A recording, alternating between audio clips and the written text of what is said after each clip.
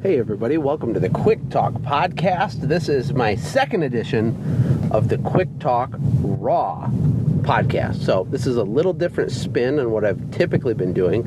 I'm just going to talk to you man to man, man to woman, whatever the case is, and be real with you. Try to add value from my brain into your brain. And what I want to talk about right now is self-limiting beliefs. I just had this epic conversation with a friend of mine. We were talking about self-limiting beliefs and, feeling bad for achieving things. And this has been very prevalent in my own life, and it's prevalent in a lot of people's lives. And, I'm a Christian man. I love the Lord.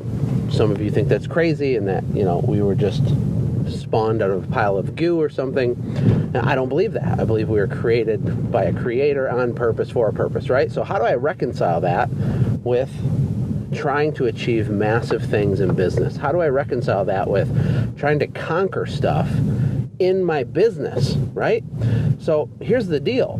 Whatever family we were born into, we kind of come subconsciously pre-attached to these ideas of what we think success is supposed to look like.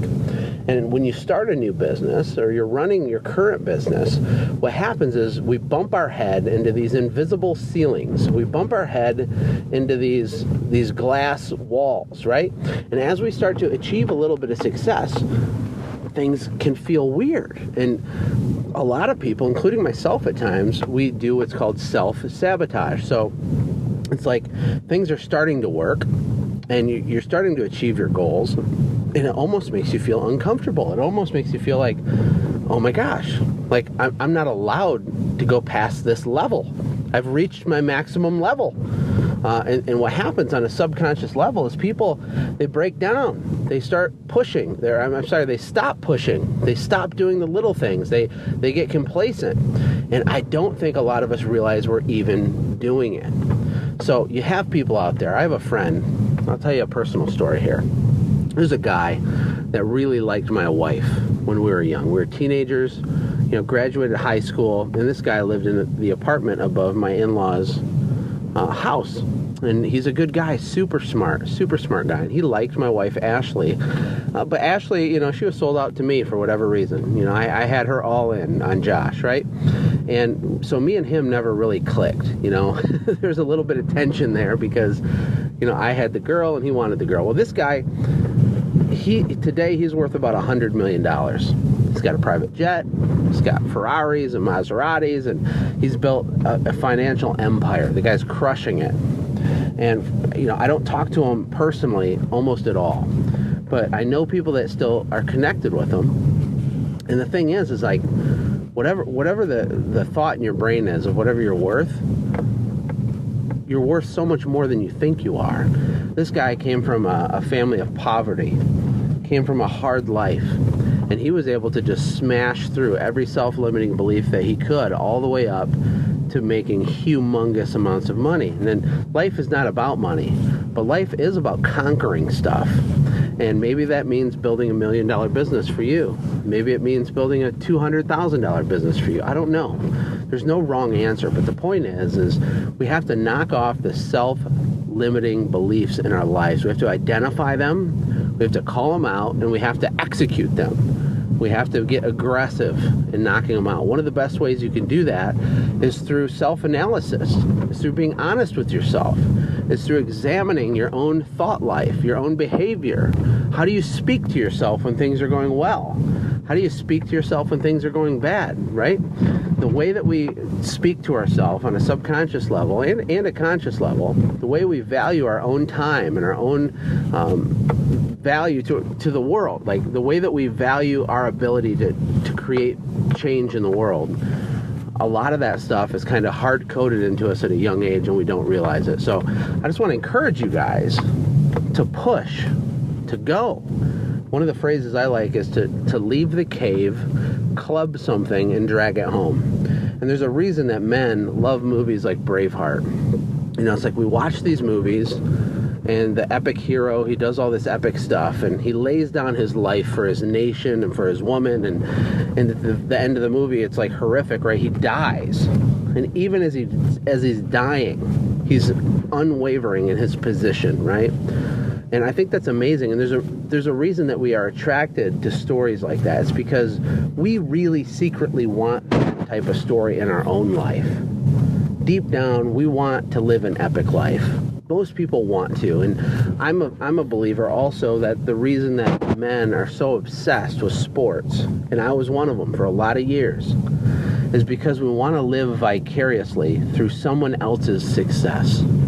We want to watch a sporting event where our team dominates and wins, and in a weird way, kind of in a pathetic way, we celebrate when they celebrate. We feel like we won too when they won. But here's the problem. That stuff is an imitator. That stuff is fake. That's not you living an epic life. In the culture that we live in today, especially in America, there's a lot of weird political stuff going on. There's a whole culture shift going on. We are living through a very historic time. The way that the next generation views their values and their self-worth, the way that a lot of younger people feel that they're entitled to things, that's a profound change in what America always has been historically. And I think that even inadvertently, good men fall into the same trap, including me at times. Including me, absolutely. So I want to encourage you to remember a few things. You are responsible for you. No one owes you anything. You are not entitled to have a big, beautiful business that serves your family.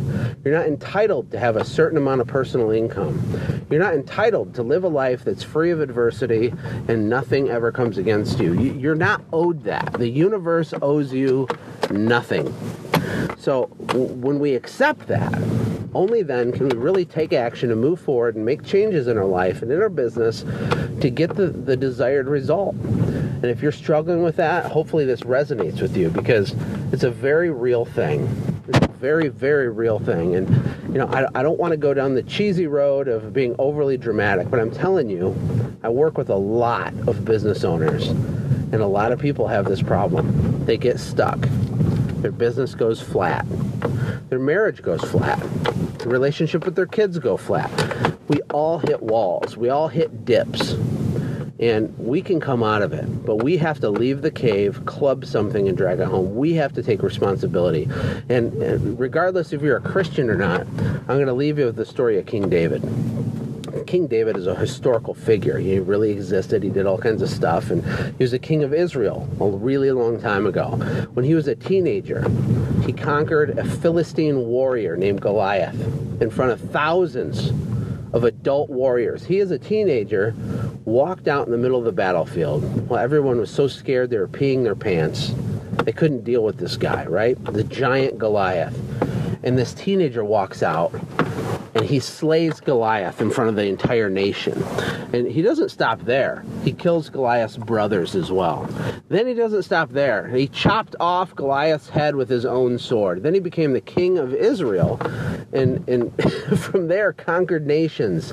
And he did all these things. And, he was focused on what the mission was. He was focused in his faith in God. And he knew that his life was designed to have a big purpose and have a big impact. And he didn't waver from that. And he was super fortunate to believe that at a really young age. So maybe your goals aren't that ambitious, but they're still important to you and your family. Maybe you just need to get your business more automated so you can spend more time doing something else. Maybe you just need to, not be so stressed out so you're not as grumpy all the time. I don't know. Everybody's story is different, but the principle is the same. We have to take action. We have to walk out there, and we have to slay the Goliath in our own lives and in our own business. And we can't do that without two things: taking responsibility, understanding that no one's going to save our day. And the second thing is taking massive action every single day. He couldn't have sat and strategized for a month about the best way to sling the stone and to try to kill Goliath. That would have been fruitless. It's pointless, right? He walked over to the river, he grabbed his rocks, he walked to the battlefield, and he threw that thing right into the forehead of that big giant beast and killed that sucker. So, hey, it's a little more impassioned than normal, but I want to be authentic and real with you guys, and this is really what's been on my mind today. So I hope you enjoyed this, and if you do get any value out of this podcast, I haven't asked this before, and I need to. I need you to rate this podcast in iTunes. I need you also to share it with people that you care about, people that can have value from it. It's going to help me tremendously to get my iTunes ratings going and to get more shares, to get the word out, because the only way this is going to spread is really through you. So God bless you all. I hope you all get the businesses and lives you always wanted. And until next time, this is Josh. I'll talk to you soon. Hey, thanks for hanging out, friends. And from all of us here at the Quick Talk Podcast team, we hope you loved today's show. We hope that you were inspired to become a doer and not just a listener. Apply what you've heard today in your own business and watch things change for the better. Lastly, remember that all the money in the world can't save your soul. Seek first the kingdom of God, my friends. We'll see you next time. For more information about the Quick Talk Podcast or Joshua's other businesses, visit our website, quicktalkpodcast.com. Have a blessed day.